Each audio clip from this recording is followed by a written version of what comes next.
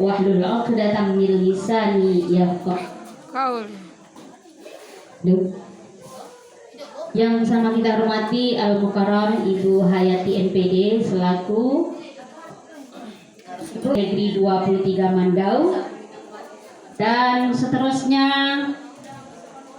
kepada Bapak dan Ibu guru hebat kelompok kerja guru agama STC Kecamatan Mandau yang dirahmati Allah.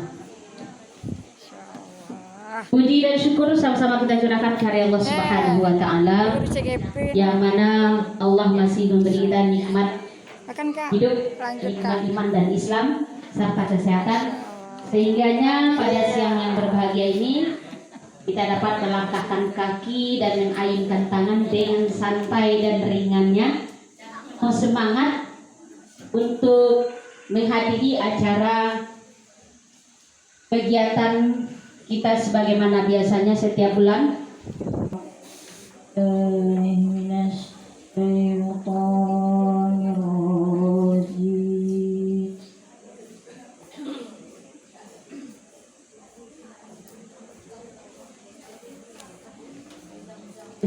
Bismillahirrahmanirrahim.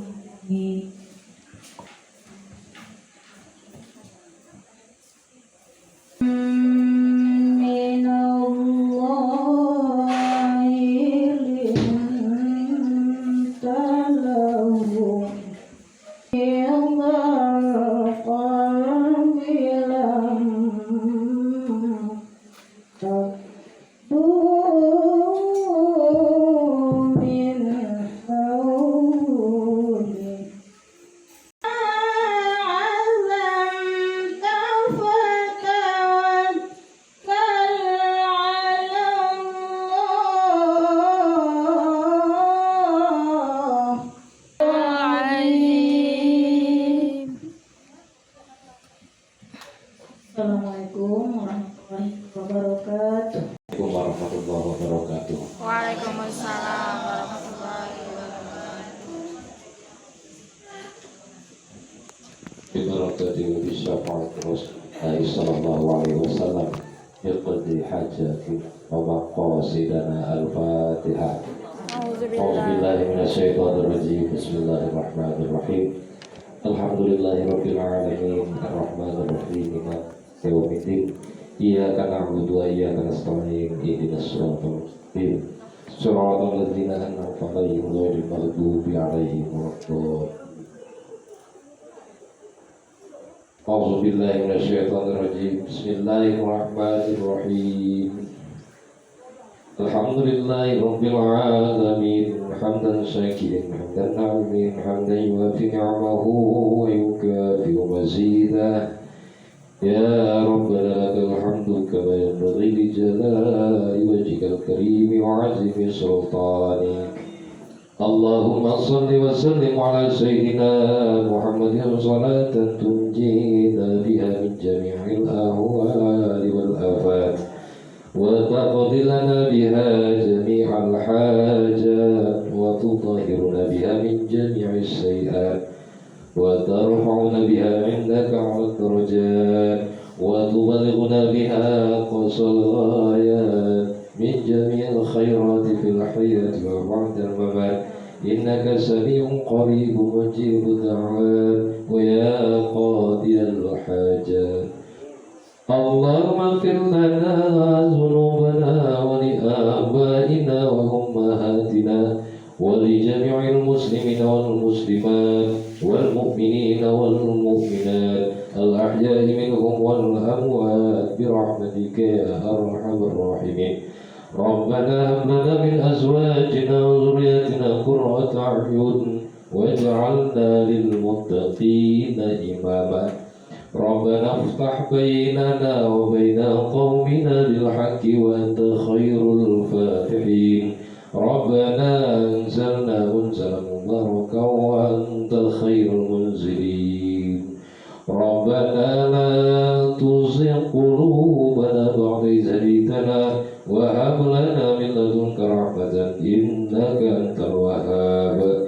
Rabbana ظلمنا أنفسنا وإن لم تغفر لنا وترحمنا لنكونن من الخاسرين ربنا آتنا في الدنيا حسنة وفي الآخرة حسنة وقنا عذاب النار وصلى الله على سيدنا محمد النبي الأمي وعلى آله وصحبه وسلم سبحان ربك رب العزة عما يصفون وسلام على المرسلين والحمد لله رب العالمين تقبل الله منكم منا SPDSD.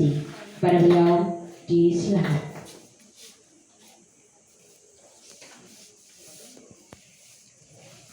Bismillahirrahmanirrahim. Assalamualaikum warahmatullahi wabarakatuh. Guru agama Kecamatan Pandaung. Puji syukur kita ucapkan kehadirat Allah Subhanahu wa Ta'ala yang telah melimpahkan rahmat dan nikmatnya kepada kita semua, sehingga kita dapat berkumpul dalam acara KKG ya ibu-ibu ya, dalam keadaan sehat walafiat. Kemudian salawat beriring salam tak bosan-bosannya kita kirimkan kepada junjungan kita Nabi besar Muhammad sallallahu alaihi wasallam dengan ucapan Allahumma sholli ala sayyidina Muhammad wa ala ali sayyidina Muhammad. Mudah-mudahan kita mendapat syafaat beliau sama dengan serius ya ibu-ibu ya, sehingga kita pulangnya nanti dapat membawakan hasil. Janganlah kita pergi hanya dengan sia-sia kan ibu ya. Udahlah pulang sekolah, lanjut lagi kita di sini, sehingga sehari waktu kita adalah untuk dinas. Jadi kita berharap semuanya apapun yang kita dapat, mudah-mudahan nanti diberkahi oleh Allah. Waalaikumsalam warahmatullahi wabarakatuh. Alhamdulillahirabbil alamin wassalatu wassalamu ala asrofil anbiya'i wal mursalin wa ala alihi wa ashabihi rasulillah ajmain. Asyhadu an la ilaha illallah wa asyhadu anna Muhammadan abduhu wa rasuluh la nabiyya ba'da. Rabbi shrah li sadri wa yassir li amri wa hlul 'uqdatam min lisani yafqahu qawli. Pertama dan utama sekali, marilah kita panjatkan puji dan syukur kita kehadirat Allah Subhanahu wa Ta'ala yang telah memberikan kelapangan, kesempatan dan kesehatan kepada kita semua, sehingga kita bisa hadir pada acara kegiatan KKG Guru Agama Islam se-Kecamatan Pandaung. Dan tidak lupa pula selawat berutaikan salam, marilah sama-sama kita kirimkan buat junjungan alam yakni Nabi besar Muhammad sallallahu alaihi wasallam dengan mengucapkan Allahumma sholli ala sayyidina Muhammad wa ala ali sayyidina Muhammad. Pengurus yang biasanya disampaikan oleh Bapak Mulyadi Wilis, kebetulan hari ini Bapak itu berhalangan hadir. Ini tadi dia ngirim WA, tolong sampaikan salam saya buat bapak-bapak, ibu-ibu yang kebetulan Bapak itu sedang di perjalanan menuju Jakarta. Ya, Bapak ini ada kegiatan monitoring evaluasi PGP. Jadi Bapak ini utusan Fasil A11. Jadi kita doakan mudah-mudahan Bapak itu pergi selamat dan juga selamat kembali dan mendapatkan keberkahan ilmu sehingga bisa berbagi untuk kita semua. Amin. Ya Bapak Ibu ya. Hari ini sebetulnya tidak banyak-banyak saya berikan pengarahan. Yang pertama saya ucapkan terima kasih kepada Bapak Ibu yang sudah bersedia melapangkan waktunya hadir ya. Mungkin awal-awalnya kita terpaksa ya Bapak Ibu ya. Ya awal-awal ada rencana kita kemarin ya Bapak Ibu. Pesan dari ketua kepada saya kemarin, tanyakan kembali kepada anggota apakah kita jadi melaksanakannya atau gimana. Jadi kira-kira bulan berapa kita adakan kira-kira Bapak Ibu? Agustusnya. Pember bisa? Tidak terkejar, Terkejar ini waktunya cuma 1 bulan. Januari kita lah. Cari narasumber. Januari ya. Desember kan ujian lagi. Desember ujian lagi. Minggu kedua. Sudah fix nanti ya Bapak Ibu ya. Boleh kami bicarakan lagi nanti dengan pengurus-pengurus intinya. Terus sedikit di sini mungkin Bapak Ibu ya, kalau melihat wajah saya berdiri di depan Ibu ini wajahnya wajah-wajah ya dana katanya ya. Tadi kan kita udah katakan bahwa acara kita ini terlaksana dari kita, oleh kita, dan untuk kita. Ya Bapak Ibu ya. Jadi kami mohon kepada Bapak-Bapak Ibu yang belum membayarkan uang konsumsinya, sedikit saya singgung di sini. Akhirul kalam, wabillahi taufiq wal hidayah, Wassalamualaikum warahmatullahi wabarakatuh. Waalaikumsalam. Enak rasanya. Mantap. Tetap semangat menggali ilmu agar anak didik menjadi semangat belajarnya. Sesuai Ibu? Suai. Sesuai Bapak Ibu? Suai. Sedikit yang mau pesan. Berarti yang diam tidak bersemangat belajar hari ini Bu. Bagaimana itu Bu Hayati? Karena kita tinggal di tanah Melayu, kita harus ke Pekanbaru membeli semangka. Cakep. Semangka dibeli kurang manisnya. Mari kita implementasikan kurikulum merdeka, diferensiasikan pembelajaran bermakna. Mantap. Lagi ya Bu ya. Cantik sangatlah si anak darah. Sunting dipasang sangatlah susah. Cakep. Semoga semangat mengikuti KKG kita. Semoga ilmu yang didapat menjadi berkah. Amin. Akhir ya Bu ya. Singkat padat ya Bu ya. Mungkin ada yang tahu ilham dari nama Hayati ini, mungkin ibu yang senior tahu ya, dengan karya Buya Hamka yang Blumendal itu. Ya, orang tua saya memang dia memberi nama saya Hayati itu kan inspirasi dari novel itu Bu, Zainuddin dan Hayati itu Bu. Di anaknya dikasih nama Hayati. Oke, terima kasih saya ucapkan kepada Ibu Kepala Sekolah SD 23 Mandau, Ibu Syafrida, dan terima kasih juga saya ucapkan kepada Ketua KKG PAI Kecamatan Mandau, terbiasa Bu. Bapak Mulyadi Wilis dan atau Ibu Delvi yang mewakili, dan tak juga lupa juga bapak-bapak, ibu-ibu, guru-guru PAI hebat se-Kecamatan Mandau tingkat SD ya Bu ya. Ya. Oke. Kami juga di Kecamatan Pinggir punya kegiatan MGM. Bagiannya saya kalau untuk di Mandau itu Pak Zulkarnain.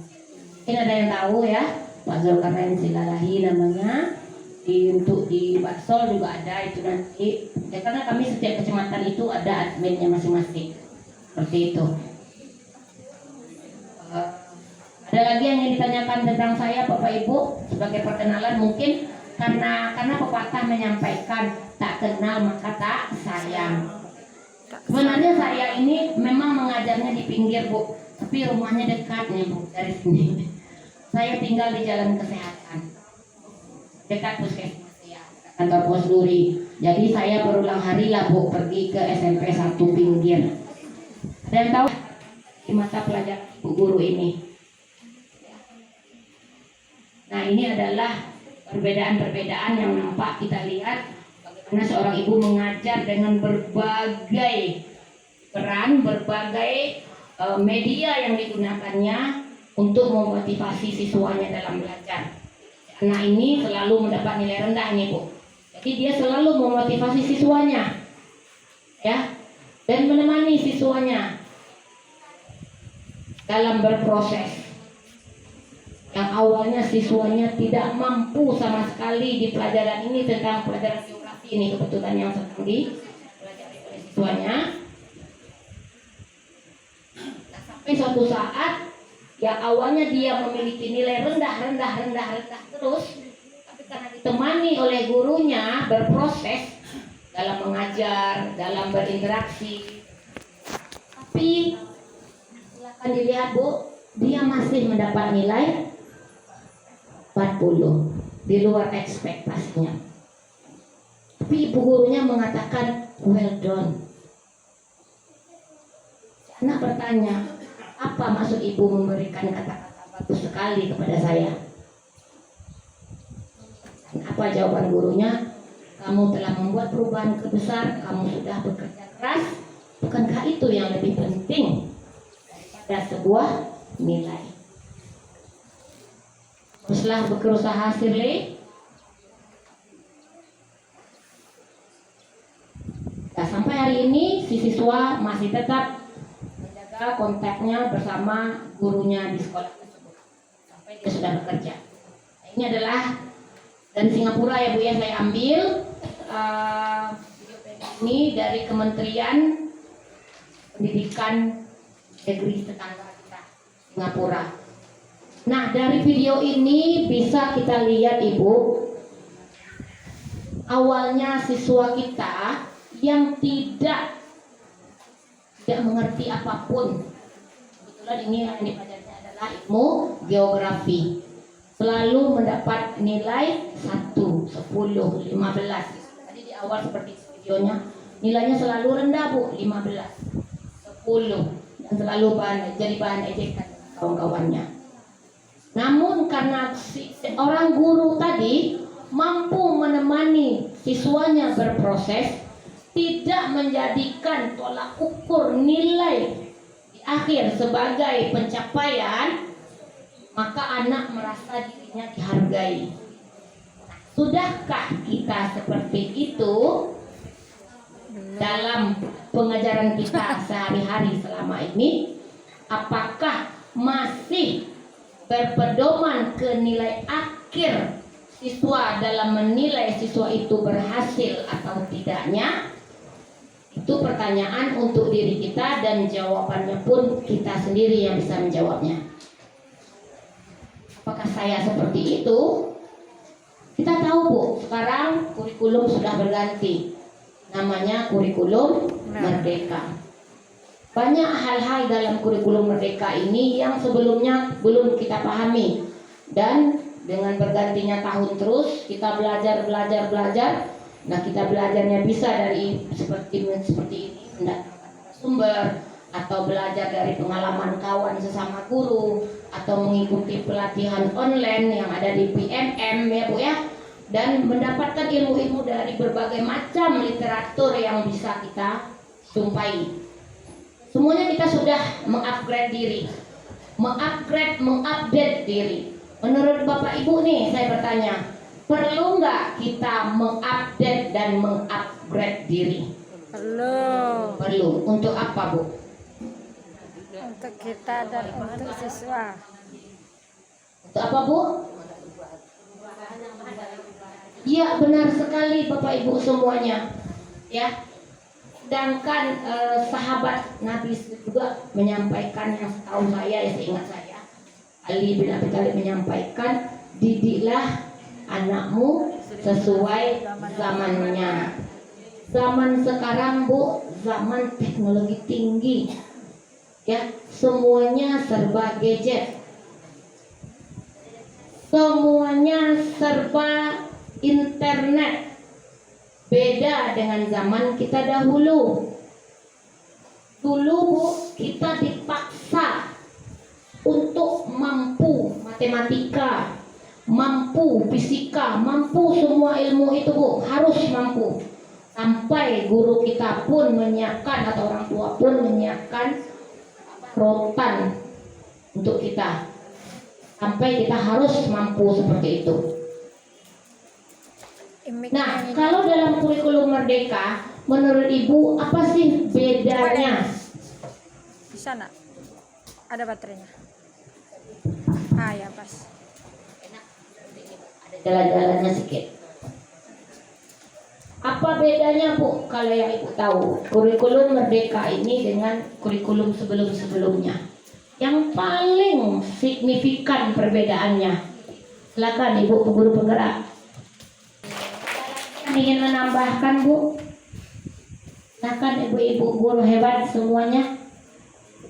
Yang di belakang ada yang ingin menambahkan? Apa sih bedanya Bu? Yang paling nampak atau 13. Kalau kita perhatikan mungkin perbedaannya hanya sedikit sekali gitu. Kalau masalah materinya mungkin hampir sama, hanya saja cara kita menyampaikan anak yang berbeda. Kalau saya lihat, kalau kita selama ini belajar, sebelum saya tahu kurikulum Merdeka itu, saya tanya kurikulum Merdeka itu tahun 2016. Itu saya bergabung dengan STEM Education International di USM Malaysia. Bahwa Merdeka itu memang nyata gitu, tidak sama dengan kita. Kalau kita di sini masih menyuapin itu seperti teko dengan cerek gitu. Ternyata kalau di sana tidak. Kalau kita pelajarannya umpamanya tentang informasi sebanyak-banyaknya. Kita sebagai Teman-teman sebelum kita gitu. Kalau sekarang mereka udah tahu banyak yang adanya internet, mereka udah tahu. Tapi kadang-kadang dengan adanya internet ini anak keenakan, tak mau lagi mikir karena udah ada di internet. Hanya itu. Assalamualaikum plus minusnya, iya. Udah. Sedangkan Ibu lihat kembali, dia menggunakan berbagai macam konten yang digunakannya dalam proses pembelajarannya, ya. Jadi itu anak tadi nilainya selalu rendah 10, 15 seperti tadi saya bilang ya. Nah, akhirnya dia belajar, ya. Si guru menggunakan berbagai macam konten. Jadi dari video inspirasi ini banyak yang bisa kita ambil pelajaran, Bu. Selain kita berperan sebagai pembimbing dari siswa kita, tidak menghukum dia. Nah, dia menggunakan konten, Bu, nih. Apa kontennya? Alam. Ya, Bu, ya. Dia membawa siswa ke alam. Ya. Anak langsung mendapatkan ilmu dari situ. Ya, Bu, dia bawa anak-anak itu ke museum. Dia menggunakan media seperti kita buat pakai Infokus. Ya kan, Bu? Nah, ini adalah salah satu pembelajaran berdiferensiasi yang sudah dilakukan oleh guru tersebut. Nah, bagaimana kalau ada keterbatasan? Kan tidak semuanya mesti harus seperti orang Singapura ini, Bu. Nah, kebetulan aja di Singapura itu lengkap. Nah, kalau kita bagaimana? Nah, kitalah sebagai guru yang harus kreatif untuk mencari bagaimana supaya pembelajaran itu masuk untuk anak kita. Sebelum kita masuk ke macam-macam diferensiasi, saya mau tanya dulu nih, apa sih, Bu, sebenarnya pembelajaran diferensiasi itu? Yang Ibu tahu aja, Bu, silakan. Apa itu pembelajaran berdiferensiasi yang sudah Ibu tahu selama ini? Pembelajaran Diferensiasi itu adalah segala cara proses pembelajaran yang Ibu bisa berikan. Segala cara loh, Bu. Segala cara proses, ya, yang bisa Ibu berikan kepada siswa Ibu yang beragam untuk mencapai tujuan pembelajaran Ibu. Bapak. Jadi segala cara, Bu, yang masih masuk akal, jangan yang goib, ya. Bisa karena lingkungan belajarnya. Semuanya diferensiasi tadi, ya, Bu, ya. Jadi tidak hanya pembelajaran itu yang berbeda-beda, namun keragaman siswa kita juga berbeda. Nah, itu yang harus kita buka mindset dulu, Bu. Jangankan, ya, Bu, ya, anak murid kita yang mempunyai latar belakang keluarga yang berbeda, kita yang punya anak kandung sendiri, Bu, 4 anak kita, Bu, 4-4-nya beda, Bu. Padahal emak bapaknya sama, cara ngasih makannya sama, cara didiknya sama, tetapi kok bisa beda bakat, minat, cara belajar, gaya kognitif dan sebagainya. Orang guru penggerak pasti tahu nih. Apa, Bu? Kenapa, Bu? Filosofi Ki Hajar Dewantara. Ajar, ayo. Bentar lagi mau berak aja. Kan ini jadi berak.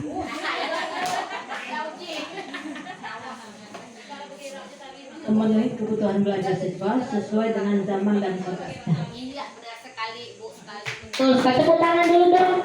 Nggak salah, ya, Bu, ya. Benar sekali, Bu, ya. Karena, Bu, siswa itu dia ibarat, ya, Bu, ya, kita menanam padi, ya. nggak akan mungkin tumbuhnya jagung. Iya kan Bu? Bibitnya bibit padi, nggak mungkin tumbuhnya jagung. Kita nggak bisa maksa ini. Kita ini sebagai guru, sebagai orang tua hanya berperan sebagai petani. Petani itu apa? Memupuknya, melindunginya dari hama penyakit, menyiramnya, menyuburkannya, membuang sampah-sampah atau tumbuhan-tumbuhan pengganggu yang ada di sekitarnya, melindunginya. Itu tugas kita. Menyokongnya, itu tugas kita. Namun tumbuhnya, bagaimana dia tumbuh itulah dia. Ya, kita yang mengarahkannya. Jadi makanya Bu, kita tidak bisa memaksakan siswa kita itu seperti apa maunya kita. Kita hanya bisa mendampinginya searah dengan berjalannya. Saya sendiri Bu, anak saya Bu ya, yang perempuan hobinya IPA-IPAan Bu. Memang fisika, kimia, matem, pokoknya IPA-IPA itu ludes sama dia semuanya. Yang kelas 2 SMA, anak saya dia kelas 3 SMA yang paling besar Bu. Mungkin Ibu ngira saya masih muda, ternyata anak saya dia kelas 3 SMA Bu, yang paling besar, yang laki-laki. Yang laki-laki itu Bu, gak sama sekali Bu, IPA-IPAan itu gak sama sekali. Dia hanya kuat di pendidikan agama Islam. Ya alhamdulillah ya Bu ya, dia hafal juz sampai sekian-sekian juz. Dia pandai untuk ngasih-ngasih ceramah, menuntun kawan-kawannya, adik-adiknya, itu anak kandung ataupun anak di sekolah. Apalagi anak di sekolah ya Bu ya, yang kita hanya jumpanya itu hanya sekian jam kan, gak mungkin kita paksakan. Nah, ada berapa diferensiasi proses pembelajaran itu yang Ibu tahu Bu? Ada 3. Apa yang pertama Bu? Konten, proses, produk atau hasil. Nah, ada satu lagi Bu, yang mungkin Bapak Ibu belum tahu. Diferensiasi yang keempat itu adalah di lingkungan belajar. Ya, lingkungan belajar. Tadi ada 4 diferensiasi.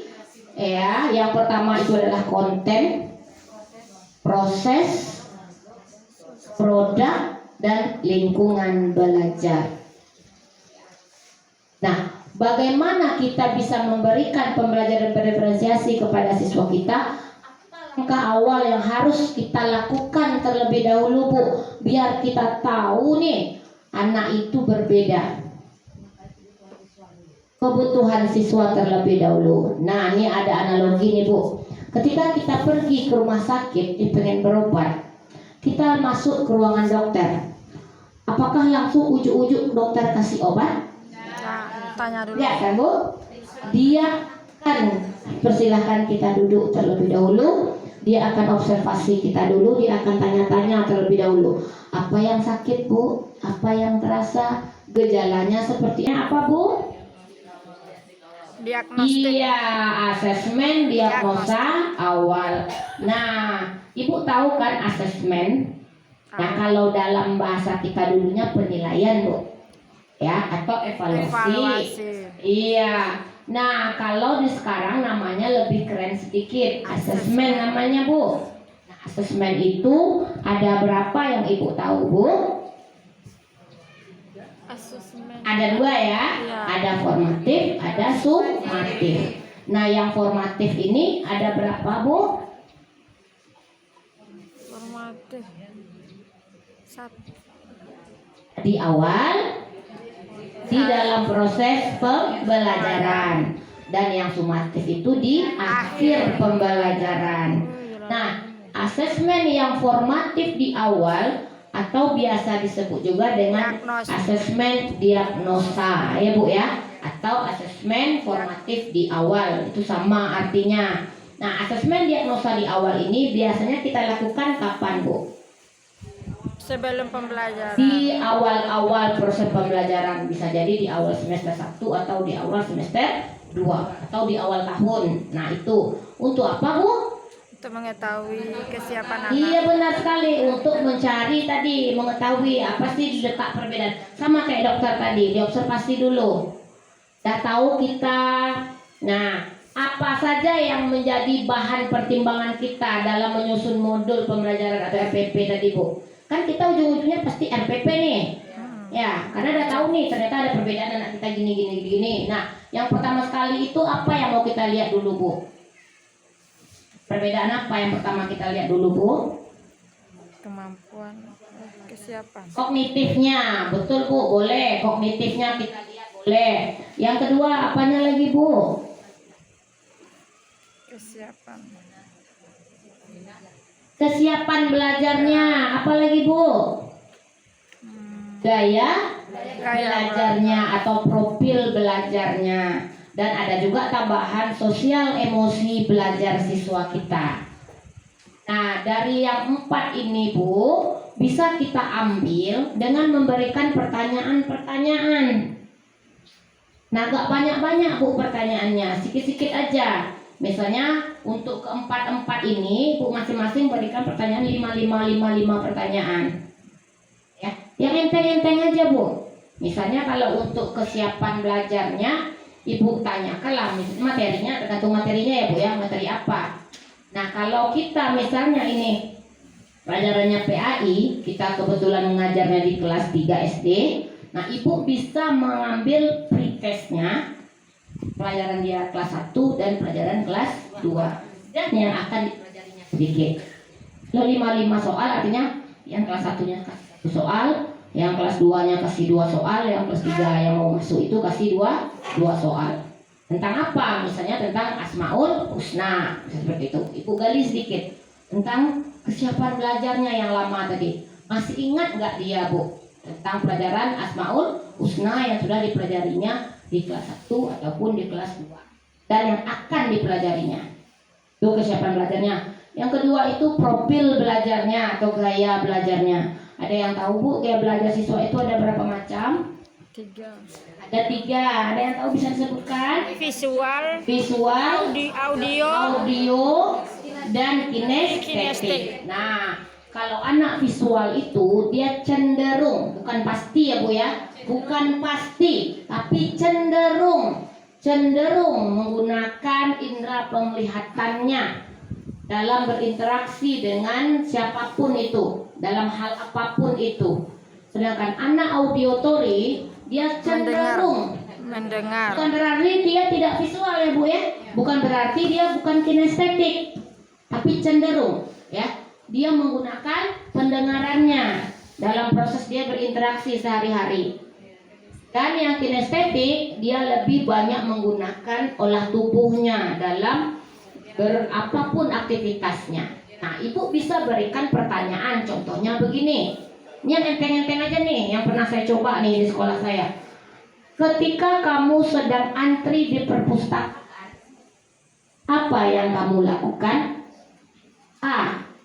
Melihat-lihat sekeliling atau membaca-baca sekeliling, tulisan yang nampak. Nah, ada ya Bu ya, gaya kita kalau lagi antri, baca-baca apa yang nampak. Ya kan? Lalu mengajak orang yang di depan atau di belakang berbicara. Itu pilihan kedua. Atau pilihan ketiga itu adalah mengetuk-ngetukkan kaki atau menggerak-gerakkan tangan atau sebaliknya dia menggerakkan badannya. Nah, di situ anak bisa menjawab. Nah, ketika dia menjawab pertanyaan itu Bu, nah Ibu harus tekankan dulu kepada siswa Ibu. Ketika menjawab ini betul-betul apa yang kamu rasakan, apa yang betul-betul terjadi pada dirimu. Jadi instruksi di awal itu sangat penting. Jangan langsung Ibu kasih ke soal gitu aja. Nanti anak tuh saling contek nanti Bu. Gak nampak nanti hasil diagnosanya. Jadi betul-betul ditekankan terlebih dahulu kepada anak, ini Mbak dokter yang sedang memeriksa pasiennya. Jadi nggak ada pengaruh ke nilaimu, nggak ada pengaruh. Walaupun kamu kembar sekalipun, bukan berarti sama jawabannya. Jadi betul-betul ditekankan ketika dia ingin menjawab itu harus berbeda dia dengan kawannya. Bisa jadi sama, bisa jadi berbeda. Nah, setelah Ibu tekankan dia seperti itu, barulah Ibu berikan pertanyaan-pertanyaan tadi. Nah, itu yang pertama tadi kesiapan, yang kedua tadi gaya belajar, yang ketiga itu adalah sosial emosi, ya. Bagaimana kompetensi sosialnya dan emosinya ketika dia mendapatkan sesuatu atau menerima sesuatu. Nah, ibu bisa berikan pertanyaan. Salah satu contohnya nih yang sudah pernah saya cobakan nih. Ketika kamu mendapat nilai 100 ketika ulangan, ya, atau pokoknya dapat nilai 100 lah. Yang kedua, yang B, ya, pilihan yang B, senang hati dan mengucapkan yes, aku dapat 100. C, biasa aja. Ya, dia dapat 100, ya biasa aja gitu bagi dia. Tak ngaruh ke yang emosinya. Nah, itu nanti bisa ibu telaah lebih dalam. Kenapa? Ya kan? Ada yang memang dia tuh anaknya ekspresif, Bu. Jadi dengan mendapatkan sesuatu dia langsung hore. Ya, dikeluarkannya ekspresinya. Dia saking bahagianya. Ada yang setengah-setengah aja, ada yang dipendamnya aja. Dia senang sebenarnya dapat 100, tapi dia nggak mau ungkapkan dapat 100-nya. Nah, itu juga salah satu hal yang bisa kita lihat dari memberikan asesmen diagnosa di awal tadi ya Bu ya. Dan apalagi tadi Bu, kesiapan belajarnya sudah, gaya belajarnya sudah, sosial emosinya sudah. Nggak nampak. Itu lagi, ada lagi yang mau kita lihat? Kalau ada nanti kita cari lagi pertanyaannya seperti itu. Jadi tujuannya sebenarnya untuk apa Bu? Untuk ya memudahkan kita dalam membuat rancangan pembelajaran. Nah, diferensiasi yang ibu buat di dalam modul ajar ibu nanti, nah tidak perlu ibu mengkotak-kotakkan siswanya. Nah, mungkin pernah kita mendapatkan ilmu nih tentang diferensiasi. Anak auditory dikumpulkan dengan anak auditory. Anak visual dikumpulkan dengan anak visual. Anak kinestetik dikumpulkan dengan anak kinestetik. Gak perlu kayak gitu Bu. Yang penting itu semuanya ibu siapkan di dalam ibu sedang mengajar. Kontennya itu apa yang ibu perlukan, apa yang ibu siapkan, apa materi yang ibu sampaikan, berupa cara apa yang ibu lakukan. Semuanya itu aja yang ibu siapkan Bu. Gak perlu ibu kotak-kotakkan siswa ibu. Misalnya anak level low dengan anak level low ibu kumpulkan. Anak medium dengan anak medium ibu kumpulkan. Anak yang level high dengan anak level high yang ibu kumpulkan. Nanti dia ibu hati nanti ibu ya. Nah, cukup ibu nanti memprosesnya saja yang berbeda. Dengan anak yang low, pendekatan ibu lebih intens ke dia. Lebih banyak ibu berdekat atau dekat ke dia dalam proses pembelajarannya. Bagaimana nak? Apa yang sulit? Ibu yang lebih dekat ke siswa ibu, memberikan scaffolding sesuai kebutuhan. Scaffolding itu adalah bantuan yang diberikan oleh guru secara bertahap, ya, mulai dari bantuan yang banyak sampai akhirnya dilepas siswa itu dan dia mampu mengerjakannya sendiri. Itu bantuan. Nah, seperti itu Bu. Jadi kalau anak yang medium, mungkin ibu lihat lagi. Nah, untuk anak yang high, ya, mungkin dia nggak terlalu butuh pendampingan kita, malah diberikan tambahan pelajaran buat dia. Lebih ke seperti itu Bu. Jangan lagi ibu mengkotak-kotakkan siswa. Karena apa Bu? Karena visual, audio, atau kinestetik itu cenderung aja Bu. Selalu anak itu seperti itu. Memang dia hobi mendengarkan musik, bukan berarti dia tidak suka nonton YouTube. Iya kan Bu? Nah, memang dia hobi berjalan-jalan atau menggerakkan olah tubuhnya, bukan berarti dia tidak suka nonton YouTube atau dengar musik seperti itu. Agak lebih suka seperti itu. Nah, ketika ibu mengajar nanti, ibu siapkanlah semua konten-kontennya. Misalnya kontennya ibu pakaikan YouTube satu sebagai bahan literasinya, lalu ibu juga siapkan dalam bentuk teks literaturnya, dan juga ibu bawa dia juga ke alam atau gambar juga seperti itu. Jadi semuanya Ibu lengkapkan aja dengan cara yang materi yang berbeda-beda. Misalnya begini, Ibu sedang mengajarkan tentang Al-Ma'us Husna tadi, ya Bu ya, Al-Ma'us Husna tadi Bu. Jadi ketika Ibu sedang mengajar Al-Ma'us Husna itu, Ibu tayangkan videonya juga ya. Terus dalam bentuk literatur berupa bahan bacaan juga iya. Iya, seperti itu. Dan Ibu berusaha untuk melafazkannya dengan siswa kita langsung juga iya gitu. Jadi dengan keragaman yang dia miliki, dia mencoba semuanya Bu. Makanya di dalam kurikulum Merdeka itu kita sebagai guru memang harus ya kreatif. Tidak lagi kita mengajar cara mencawan, istilahnya alam itu kepada dia. Ibu ceritakan tentang pergantian siang dan malam. Ibu ceritakan tentang turunnya hujan.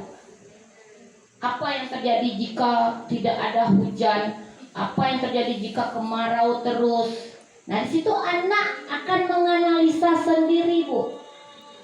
Dengan cara dia menganalisa sendiri, dia akan memahami bagaimana sih cara mensyukuri nikmat Tuhan.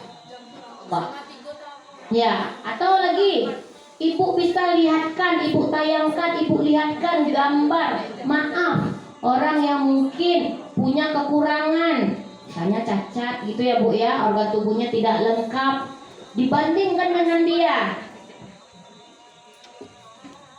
Atau anak yang punya tuna-tuna yang lain dibandingkan dengan dia. Nah, dari situ anak Ibu tarik bagaimana cara dia itu untuk mencari pengetahuannya. Jangan Ibu juga lagi yang menyampaikan cara-cara mensyukuri nikmat Allah tadi. Biar dia yang menganalisa Bu. Kan Ibu tahu ya Bu ya, ada beberapa macam model pembelajaran. Ada PJBL, iya kan Bu? Ada berbasis masalah, berbasis project, inquiry, discovery. Nah itu sebenarnya udah lama kita tahu Bu ya. Udah lama kita tahu Bu. Namun kita yang mungkin tidak terbiasa menggunakannya. Nah di dalam kurikulum Merdeka Bu, pergunakanlah itu semua Bu. Berbasis masalah, Ibu tayangkan suatu masalah kayak tadi. Ibu buat suatu video, bagaimana di video itu dia mensyukuri apa yang ada. Ada juga saya punya tayangan Bu ya. Ini memang dia berbahasa Inggris.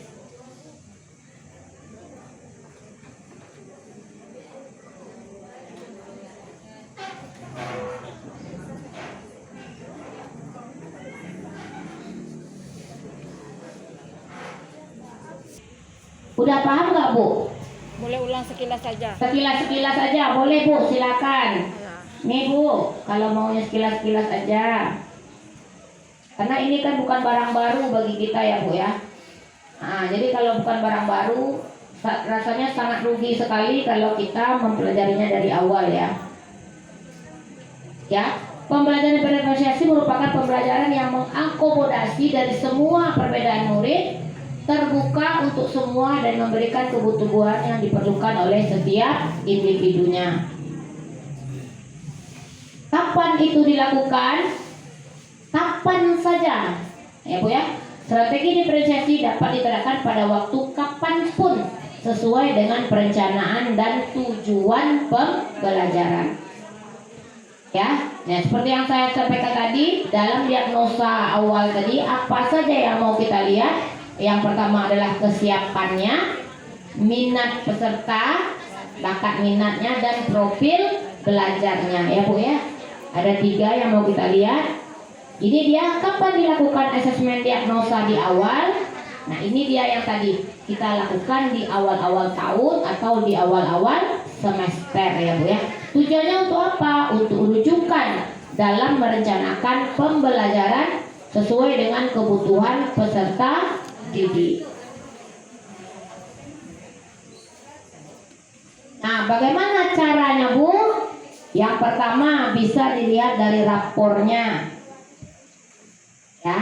dari rapornya. Mungkin seorang wali kelas ini paling bisa nih kalau wali kelas ya, atau guru kelas ya. Kalau di SMP kan wali kelas, kalau di SD guru kelas ya Bu ya. Bisa dilihat dari rapornya, dikumpulkan, lihat dari situ kita kan nampak anak kita. Oh ini kayaknya si A ini lemahnya di sini, si B ini kuatnya di sini. Nah itu sudah menjadi, lalu kita petakan. Jangan lupa ibu memetakannya sebagai guru kelas. Petakanlah ada anak ibu tersebut sesuai dengan hasil pemetaan tadi Bu. Mengidentifikasi kompetensi yang akan diajarkan. Menyusun instrumen asesmen. Nah itu yang tadi saya bilang. Buat aja 5 pertanyaan atau 10 pertanyaan juga boleh, terserah. Ya yang penting dari pertanyaan ibu anak terpetakan. Mana yang nanti dia siap untuk belajar, mana yang setengah, mana yang nggak siap sama sekali, mana yang profil belajarnya tadi yang auditory, mana yang apa tadi visual ataupun yang Kinestetik. Nanti pokoknya hasilnya ibu petakan dalam kelas yang ibu ajar tadi. Bu petakan ya Bu ya. Nah kalau perlu nih, nah ibu bisa juga cari latar belakang keluarganya, misalnya dari keluarga yang seperti apa dia. Kan ada juga anak keluarga broken ya Bu ya, atau maaf mungkin orang tidak mampu ya Bu ya. Jadi banyak hal-hal yang bisa kita gali dari diri siswa kita, sarana prasarana, motivasi dan sebagainya. Yang kelima, lakukan asesmennya. Dan yang keenam, hasil diagnosanya dapat ibu jadikan sebagai sumber informasi untuk ibu melakukan proses pembelajaran berdiferensiasi.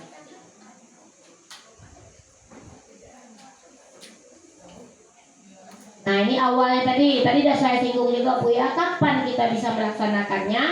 Yang pertamanya bisa di awal tahun, bisa di awal materi ya, atau bisa juga sebelum menyusun bahan atau modul ajar. Yang kita sampaikan tadi ya Bu ya. Nah diferensiasi tidak berarti bahwa guru harus dapat memenuhi kebutuhan semua individu dalam setiap waktu.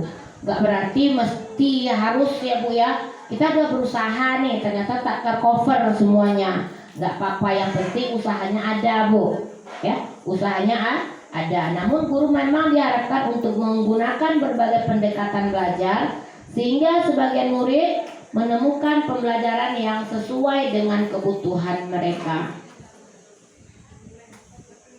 Nah, anak yang sudah ibu petakan tadi Bu, nanti ibu buatkan apanya istilahnya ya. Bukan kita merating anak ya Bu ya. Bukan niat kita untuk merating anak, namun untuk membaca kemampuannya saja. Ada anak itu yang perlu intervensi khusus, betul-betul butuh bantuan kita Bu. Yang itu yang tadi yang seperti saya bilang, kita harus banyak dekat ke dia dalam proses pembelajarannya. Ada di SMP seperti itu, ada Bu, masih ada. Memang setiap belajar IPA dengan saya, anak tersebut saya selalu dudukkan juga saya. Lalu saya panggil dia ke depan. Daniel, duduk di sini. Dia memang nggak ngerti Bu. Apa yang kita sampaikan itu dengan apa yang ditulisnya itu nggak nyambung. Kita sampaikan A yang ditulisnya Z Bu, bukan B, tapi Z. Nggak nyambungnya. Tapi dia berusaha. Di situ yang mau saya ambil dari diri dia itu. Dia tetap berusaha bertanya. Sebenarnya siswa mampu menemukan dan mengambil informasi eksplisit di dalam wacana serta membuat interpretasi sederhana. Dia sudah bisa, tapi walaupun hanya sedikit. Layak. Nah yang ketiga itu layak atau baik. Dia sudah bisa Bu untuk dirinya sendiri. Dan yang paling bagus itu adalah mahir. Dan dia jangankan untuk diri sendiri, dia sudah mampu membantu kawannya. Jadi ada 4 tingkatan yang bisa kita buatkan untuk anak. Bukan berarti untuk merating anak ya Bu ya, tapi untuk bagaimana cara kita membantunya nanti ya Bu ya. Yang pertama perlu intervensi khusus, yang kedua berkembang level terbawah, yang ketiga adalah layak, dan yang paling 4 yang paling bagus adalah mahir. Untuk level mahir ini bisa kita tambahkan pengayaan bagi dia, karena dia lebih dari kawan-kawannya. Misalnya kita belajar tentang Asmaul Husna tadi cukup 3 saja, ya Bu ya. Untuk periode pembelajaran pada hari ini, untuk dia kita bisa bersih 5 nama-nama baik Allah tadi dengan implementasinya dalam kehidupan sehari-hari. Kita lebihkan spesial untuk dia. Nah ini tadi Bu, diferensiasi konten. Apa yang diajarkan kepada murid dengan mempertimbangkan pemetaan kebutuhan belajar murid, baik itu dalam aspek kesiapan belajar, aspek minatnya, maupun profil belajarnya. Makanya tadi Bu, ketika Ibu mengajar menggunakan berbagai macam konten, tidak perlu Ibu mengkotak-kotakkan siswa Ibu sesuai dengan profil belajarnya. Cukup berikan bersama-sama seperti tayangan di video di awal tadi. Jadi semua siswa mendapatkannya. Jadi dia mendapatkan dari 3 macam tadi. Bisa dengan cara video yang ditayangkan, bisa Ibu bawa dia ke alam, bisa juga dengan memperagakan. Nanti dengan cara itulah yang mana yang paling masuk ke otaknya dan menyerap di otaknya. Caranya boleh kita berikan dengan cara yang bermacam-macam. Boleh nanti Ibu. Nah, untuk yang kedua, diferensi mana dia Bu ya? Proses. Nah, cara-cara yang Ibu gunakan. Misalnya ada caranya Ibu menyuruh anak maju ke depan. Ada caranya anak Ibu kelompokkan. Iya kan Bu? Ada caranya anak mengerjakannya dengan cara beramai-ramai di luar. Nah, pokoknya proses-proses yang Ibu lalui itu sudah masuk diferensiasi proses. Tidak mesti dikotak-kotakkan. Jangan hanya ceramah saja. Itu maksudnya Bu. Ya, walaupun kita guru agama, jangan hanya ceramah aja Bu. Malah guru agama inilah yang paling luas lingkupnya.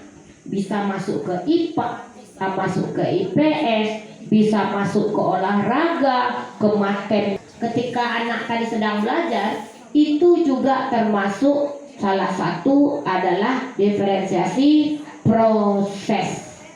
Anak yang dengan intervensi khusus tadi Bu, yang butuh bantuan khusus, Ibu bisa gunakan bantuan yang banyak ke dia.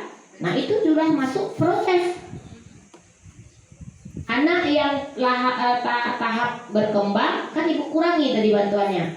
Tahap layak Ibu kurangi lagi. Malah untuk tahap yang mahir, dia malah bisa kita tugaskan membantu kawannya. Itu sudah masuk diferensiasi proses.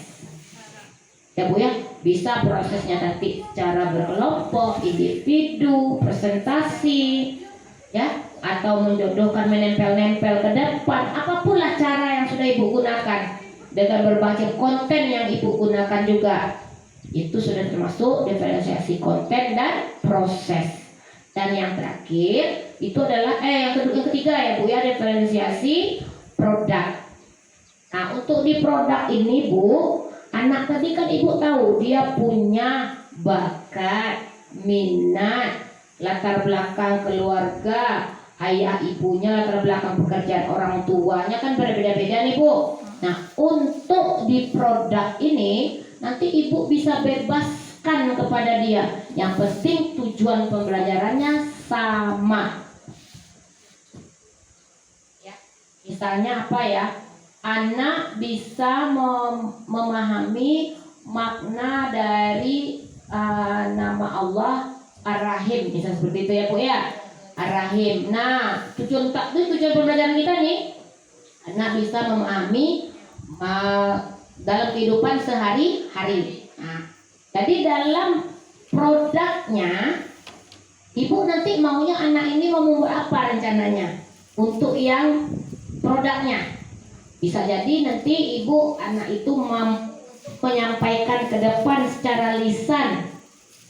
Ya Bu, secara lisan dia maju ke depan disampaikannya, atau dia membuat menggunakan gambar ya, yang digambar-gambarnya, atau dia membuat seperti kaligrafi yang dengan ada arti di bawahnya, atau dia merekam sendiri ya, karena nggak pede untuk berdiri di depan kawannya, dia ngerekam, saya kayak buat podcast gitu ya Bu ya, dia rekam sendiri pakai video HP-nya, Ibu bisa lihat nanti hasilnya. Bola, prosedur membuat pesawat rakitan, ada yang membuat teks prosedurnya, cara merakit bunga, dan macam-macam, semua macam.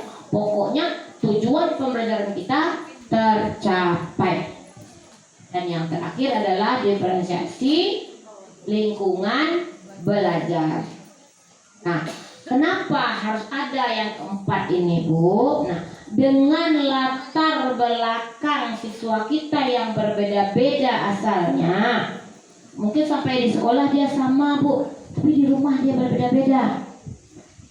Dia mendapatkan pengetahuan awalnya berbeda-beda, kontekstualnya berbeda-beda. Mungkin anak yang tinggal di dalam kompleks, Bu, itu akan berbeda, Bu, kontekstualisasinya dengan anak yang berada di daerah yang mungkin agak di tepi-tepi kota, atau yang tinggal di dalam pasar, atau yang tinggalnya di dekat-dekat sungai, walaupun di sekolahnya sama. Kontekstualisasi terhadap ilmunya, penerapan ilmunya berbeda-beda. Jadi juga harus kita pikirkan sampai di situ. Karena prinsip dalam kurikulum Merdeka itu, Bu, yang pertama adalah kontekstualisasi. Harus sesuai dengan apa yang mereka hadapi sehari-hari. Karena itu yang mereka hadapi, itu yang akan mereka lewati sehari-hari sampai mereka besar nanti. Di situ mereka makan, hidup, semuanya mereka lakukan di situ.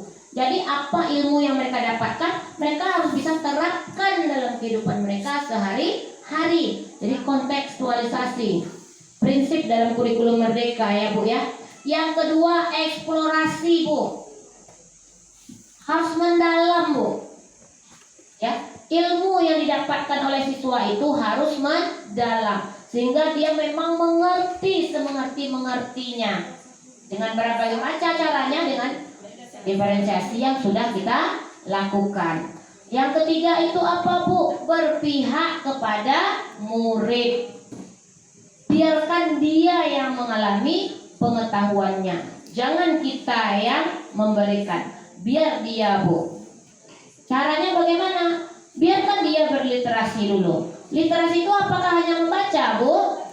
Tidak, mengamati juga, Bu. Ibu tayangkan sebuah video, Ibu tayangkan sebuah gambar, Ibu dengarkan sebuah drama, Ibu tayangkan sebuah cerita, Ibu bawa dia keluar. Apapun lah yang mau Ibu lakukan, jangan Ibu berikan langsung materinya. Biar dia mengambil apa yang bisa dia ambil, dengan tetap Ibu menyampaikan apa tujuan pembelajaran siswa. Nah, di saat itulah kita meluruskan, menyampaikan tentang ilmu-ilmu yang baru saja kita sampaikan kepada mereka. Dengan cara apa? Mereka yang mengalaminya sendiri. Nah, disitulah bagusnya, Bu. Jadi kita nggak capek lagi ngajar, nggak mesti teriak-teriak. Itu adalah, ingat, Bu ya, segala cara yang masih masuk akal yang bisa Ibu lakukan untuk mencapai tujuan pembelajaran Ibu dengan keberagaman siswa yang ada tadi. Mungkin hanya ini yang bisa saya sampaikan. Yang salah itu datangnya dari saya, yang benar itu datangnya dari Allah. Kalau ada yang ingin ditanyakan lagi, Bu, boleh nanti kontak pribadi, Bu. Silakan, Bu. Di atas perhatian kita bersama. Billahi taufiq wal hidayah. Wassalamualaikum warahmatullahi wabarakatuh.